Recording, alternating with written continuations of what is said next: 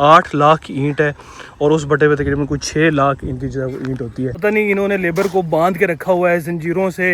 20-25 एकड़ में जो है ना वो लेबर काम कर रही है। जनरल स्टोर भी आपके भट्टे में मौजूद है। जो प्राडा के या ज़ारा के जूते हैं ये यहाँ पे क्या कर रहे हैं? तब वो भट्टा नहीं रह गया, भट्टा भी एक फैक्ट्री है। अच्छी चीज़ इस्तेमाल करेंगे तो उसका आफ्टर रिजल्ट जो है ना वो अच्छा ही आता है। इस वक्त हम मौजूद हैं कोट राधा किशन में, जहाँ से जो शेल्टर्स है वो अपनी ईंटें प्रक्योर करती है।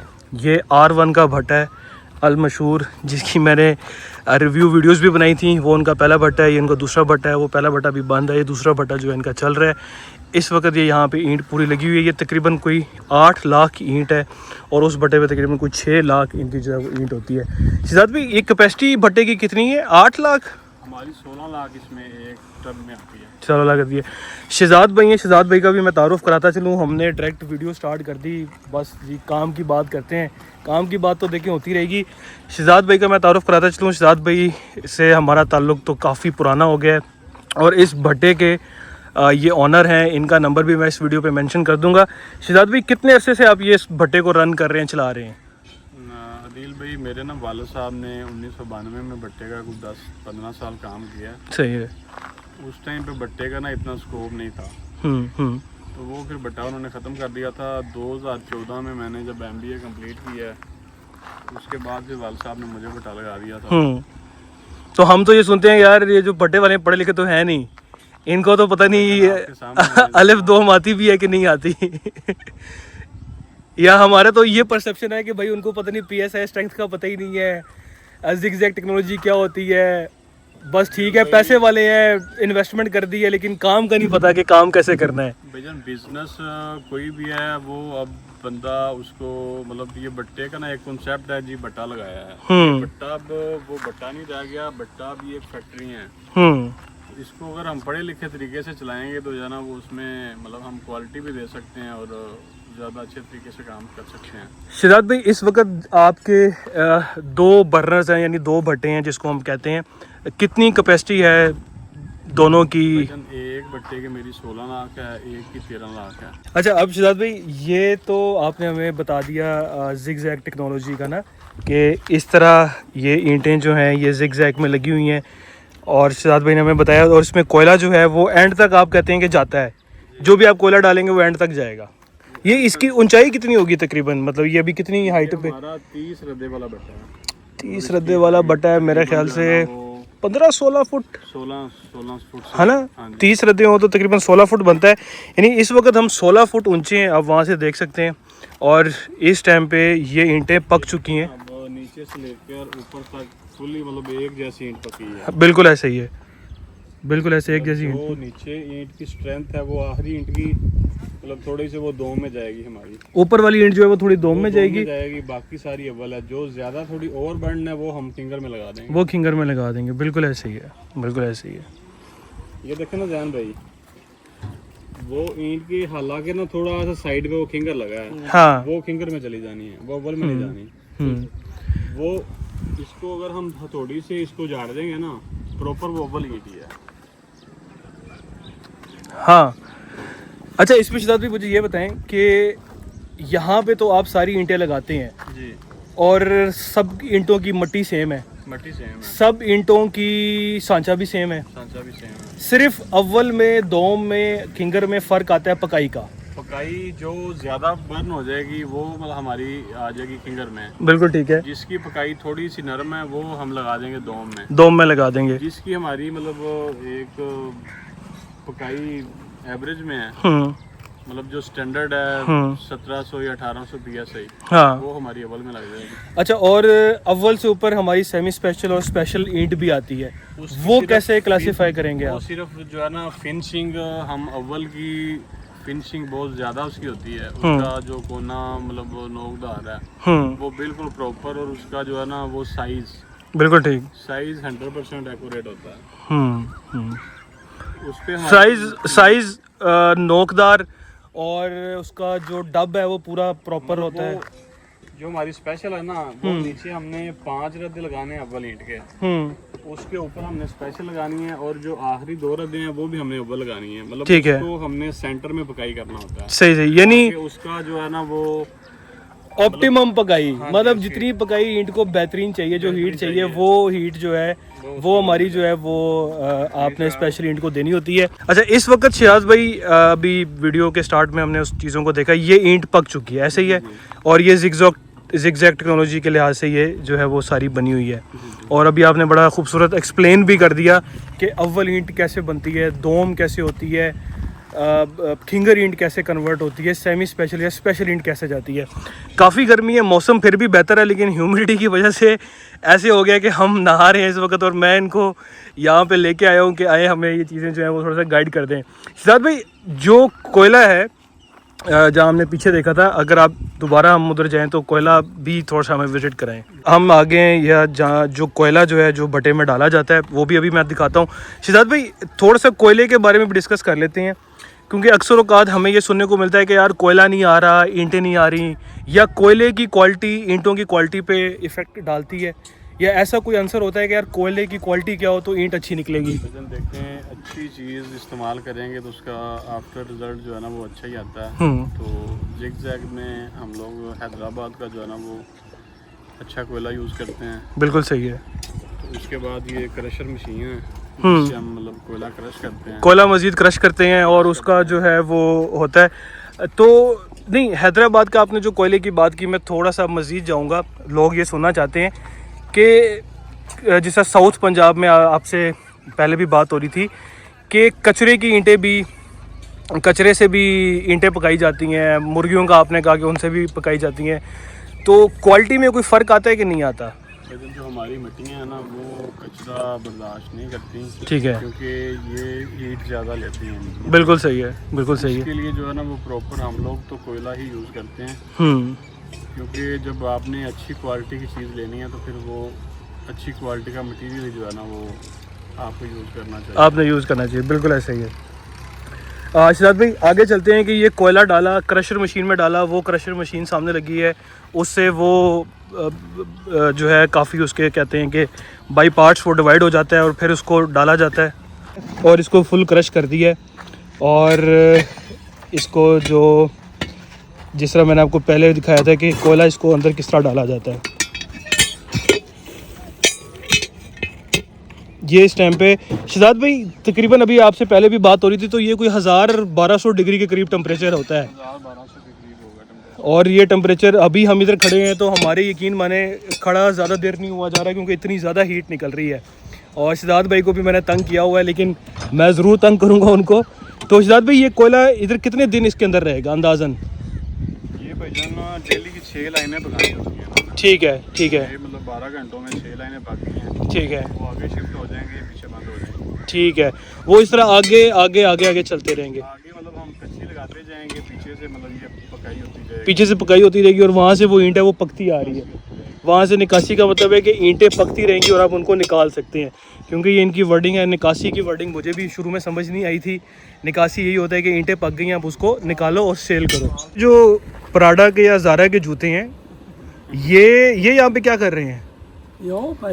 ये भाईजान जो है ना वो हीट में जूता कोई भी मतलब इधर यूज़ नहीं कर सकते। ये लकड़ी के जूते बने हैं। ठीक है, ताकि ऐसी बात है हीट, जिस तरह अभी हम गए थे मेरा हल्का सा पाँव पे लगा है तो ये काफ़ी गर्म था, ऐसे ही है ना, तो ये काफ़ी गर्म है। और ये ज़ारा के जूते शहजाद भाई ने बटे में डाले हुए हैं, मतलब कामयाब है। जैसी बात है, जैसी बात है। रबड़ तो चलने वाली नहीं है, रबड़ तो आप यहाँ पे क्या चलाएंगे, कैसे चलाएंगे रबड़?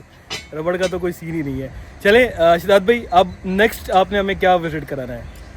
हमें वो विजिट कराना है जहाँ पे वो ईंट कच्ची सांचे डाले जाते हैं। अच्छा शहजाद भाई, पीछे हमने देखे थे काफ़ी क्वार्टर भी हैं और एक जनरल स्टोर भी आपके भट्टे में मौजूद है, तो ये ऐसा यहाँ पे क्या है, मतलब कितनी आबादी है कि एक जनरल स्टोर बनाना पड़ गया? मतलब प्रॉपर जो है ना वो जिस तरह का एक बंदे का घर होता है, मतलब 12 बाय 12 का कमरा है, 12 बाय 12 का आगे बरामदा है। बिल्कुल ठीक है। फिर आगे प्रॉपर सेन है, हर घर में एक नलका लगवा के दिया है। अच्छा, माशाल्लाह माशाल्लाह। तो यानी प्रॉपर एक 12 बाय 12 का कमरा, बरामदा, और वो सारा जो है वो आप बना के जो है वो दे रहे हैं। यानी प्रॉपर रेजिडेंस जो है वो प्रोवाइड की हुई है सारी। कि इनको एक अच्छी जगह की अच्छी सहूलत देंगे तो फिर जो है ना वो बंदा प्रॉपर जो है ना वो अच्छे तरीके से काम कर सकता है। डेफिनेटली बिल्कुल ऐसे ही है, बिल्कुल ऐसे ही है। अच्छा, अभी हम किस तरफ जा रहे हैं? अभी हम जहाँ पे ईंटें बन रही हैं वहाँ पे जाएंगे। अब ये आप ईंट देख रहे होंगे, इसको मैं थोड़ा सा जूम करता हूँ, आगे नहीं जाऊँगा क्योंकि कीचड़ है। ये आप देख रहे हैं क्योंकि चूँकि बारिश हुई है एक रात पहले, बल्कि एक रात पहले भी नहीं, कोई 8-10 घंटे शायद पहले बारिश हुई है। और ये देखें, ये भी बारिश का इफ़ेक्ट है। यानी भट्टा इंडस्ट्री इतनी भी आसान नहीं है कि आप आएँ ईंट बनाएँ और जी हो जाएगी। ये देखें, ये सारी ईंट जो है ये अपनी क्वालिटी खो चुकी है। मतलब यूज़ नहीं करनी, ये ज़ाया करेंगे इसको। जैसी बात, इसको ज़ाया करके दोबारा बनाएंगे। आप क्या करेंगे? मतलब इसको सांचे में डालेंगे? नहीं, ये दोबारा फिर जाएगी उधर जहाँ पे मिट्टी बन रही है ना। ठीक है। दोबारा वो मशीन से इसको मिक्स करेंगे। ठीक है। सारा प्रॉपर जो है ना वो दोबारा प्रोसेस पूरा ज़ीरो से सारा किया जाएगा। अब ये देखें ना, ये इतनी बड़ी ओपन एयर जगह है, मेरे ख्याल से कई एकड़ पे ये मुश्तमिल है। अब यहाँ पे हम शेड भी तो नहीं लगा सकते ना इरशाद भाई, क्योंकि हमें तो सूरज चाहिए ताकि ये ड्राई हो, वरना आप इसको यहाँ से उठा के उस भट्टे तक कैसे लेके जाओगे? वो भी टूट जाएगी। मतलब ये हमारा 20-25 एकड़ में जो है ना वो लेबर काम कर रही है। माशाल्लाह से। तो इतने बड़े एरिया को जो है ना वो कवर करना भी काफ़ी। हाँ, मैं आपको इरशाद भाई के साथ पीछे थोड़ा जूम भी करता हूँ। वो भी मिट्टी का ढेर है, वहाँ पे आबादियाँ हैं और वो सारा एरिया है। और इस वक्त ये एरिया है, इसके साथ वहाँ पे भी मिट्टी का ढेर है और ये पूरे जो हैं वो हमारे भट्टे जो हैं वो मौजूद हैं। तो वही जिसे इरशाद भाई कह रहे थे कि यहाँ पे एक बहुत बड़ी, मतलब पूरी एक दुनिया समझ लें आबाद है, बड़ी आबादी वहाँ पे आबाद है। उनका घर मतलब पैदाइश का मामला है, वो भी भट्टे वाले की जिम्मेदारी है। ठीक है, तो हो गया भट्टे वाले की जिम्मेदारी। ठीक है। किसी की शादी है, हाँ, वो भट्टे वाले की जिम्मेदारी है। ठीक है। मतलब इन लोगों ने जो है ना बिजली का बिल आ गया वो हमने देना है। ठीक है। जुमेरात को खर्चा लेना है, अगले दिन फिर पैसे मांगने आ जाना है। हाँ, बिल्कुल सही है। शिजात भाई, आपने बताया कि कोई 80-85 क्वार्टर है आपके पास, तो मेरे ख्याल से 1000 बंदा तो तकरीबन आपका यहाँ पे मौजूद होगा। जी, तो इनकी खुशी, जिस तरह आपने बताया, खुशी, गमी, खर्चा, ये सब कुछ आपने फिर मैनेज करना है। हमारी जिम्मेदारी है।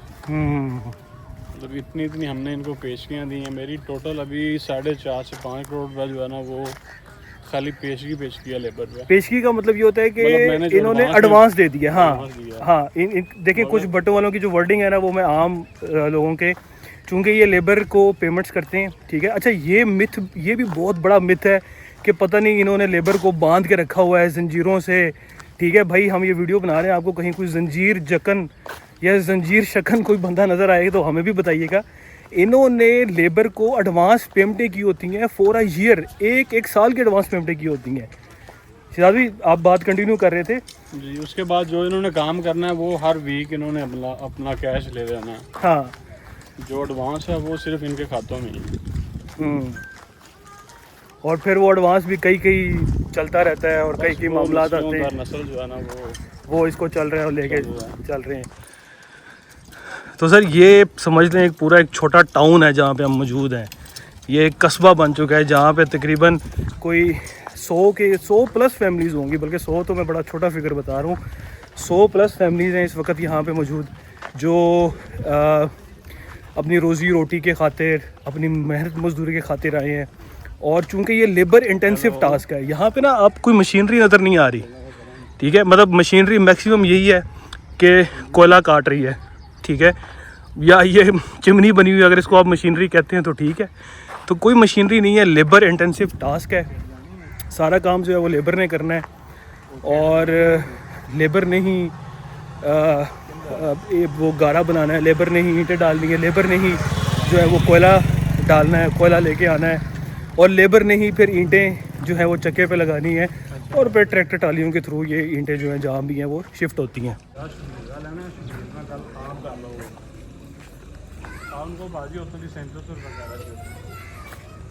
किचन भी यहीं पे है और ये भी रिहाइश है। क्या है ये? ऑफिस है, वहाँ पे रिहाइश है। ये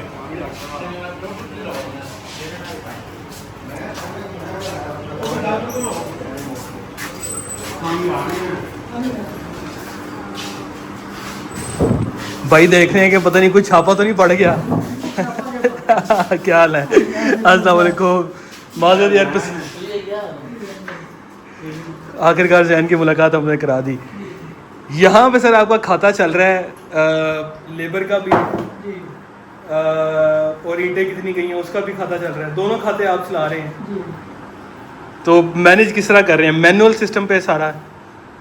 मैनुअल भी है प्लस बिल्कुल सही है। थोड़ा सा बस बता दें हमारी ऑडियंस को कि ईंटें जो जारी होती हैं, यानी बिलफर्ज मैंने ईंट मंगानी है, तो उसको आपका प्रोसीजर क्या होता है? आप ड्राइवर अलॉट करते हो, ट्रैक्टर ट्रॉली अलॉट करते हो, फिर जहाँ मौके पे जानी है वो थोड़ा सा प्रोसीजर बस हमारे ना ऑडियंस को थोड़ा सा बता दें। ये सबसे पहले होता है कि कस्टमर हमें ऑर्डर देता है, ठीक है, उसका ऑर्डर हम देखते हैं, फिर हम अपने पास स्टाफ देखते हैं कि हमारे पास स्टाफ उसके तैयार का दे रहा है जो होता है, फिर हम उसकी रिक्वायरमेंट के मुताबिक प्रोडक्ट देखने के बाद उसका क्वांटिटी चेक करते हैं पूरी हो रही है।